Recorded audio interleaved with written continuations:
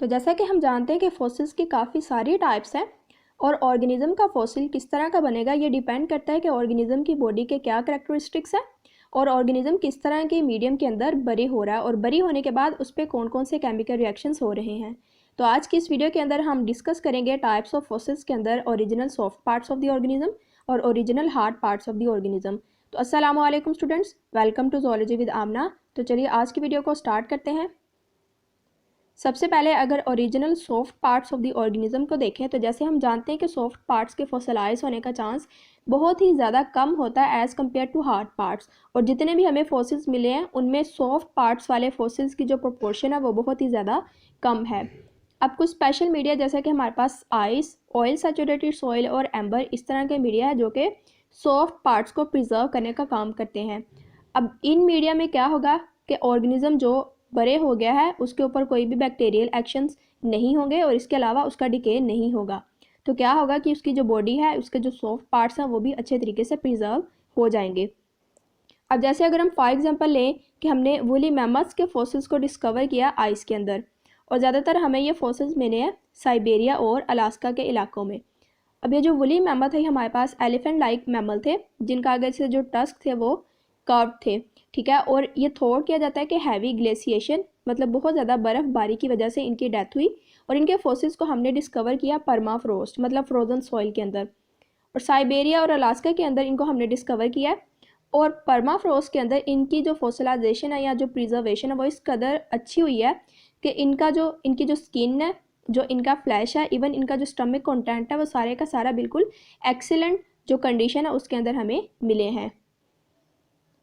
इसी तरह हम नेक्स्ट एग्जांपल देखें रिनोसेरस की, तो हमने रिनोसेरस के फॉसिल्स को देखा ऑयल सैचुरेटेड सॉइल के अंदर।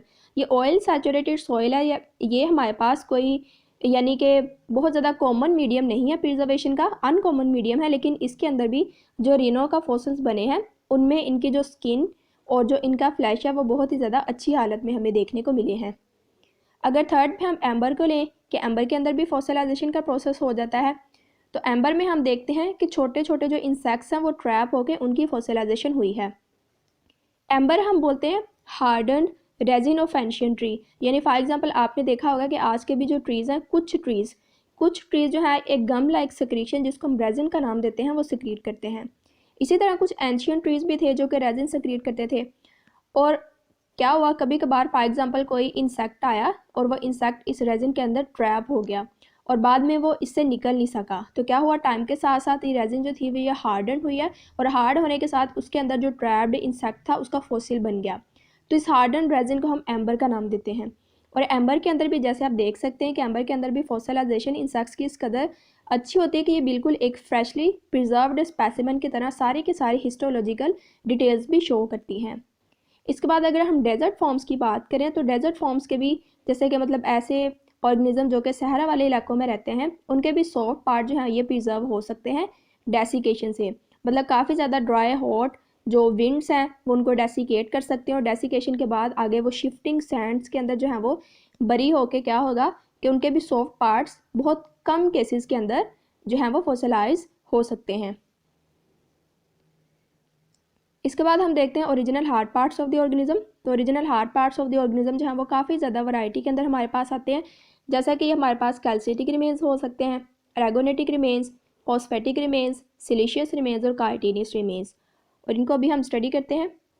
सबसे पहले अगर हम कैल्सिटिक रिमेन्स में देखें तो ऑफकोर्स इसमें हमारे पास आ जाएंगे कुछ ऑर्गेनिजम्स के शेल्स जिनके अंदर कैल्साइट मिनरल जो है वो प्रेजेंट होगा, और इसमें हमारे पास आ जाते हैं ये एकाइनोडर्मेटा के अंदर जो मेंबर्स मौजूद हैं उनके शेल्स की फॉसिलाइजेशन हो सकती है। इसके अलावा हमारे पास जो कोरल्स हैं उनके शेल्स आ जाते हैं कैल्सिटिक रिमेन्स में, ब्रैकियोपोड्स के शेल्स, और इसके बाद फोरामेनिफेरा के शेल्स। इसी तरह एरागोनेटिक रिमेन्स के देखें तो एरागोनाइट जो है वह ये भी हमारे पास कैल्साइट की अनस्टेबल फॉर्म है। तो एरागोनेटिक रिमेन्स के अंदर हमारे पास आ जाते हैं पैलिसीपोड्स के शेल्स, इसके बाद आ जाते हैं सेफेलोपोड्स के शेल्स और गैस्ट्रोपोड्स के शेल्स। फॉस्फेटिक रिमेन्स पे ऑफकोर्स हमें पता फॉस्फोरस जो है ये वर्टिब्रेट की बोन्स के अंदर प्रेजेंट होता है, तो इसमें आ जाती है हमारे पास bones of vertebrate. Siliceous remains में देखें तो इसमें हमारे पास आ जाएंगे जी रेडियोलेरियंस के शेल्स और स्पंजिस। काइटेनियस में देखें तो हमें पता है काइटन जो होता है ये एक्सोस्केलेटन ऑफ आर्थ्रोपोड्स के अंदर मौजूद होता है।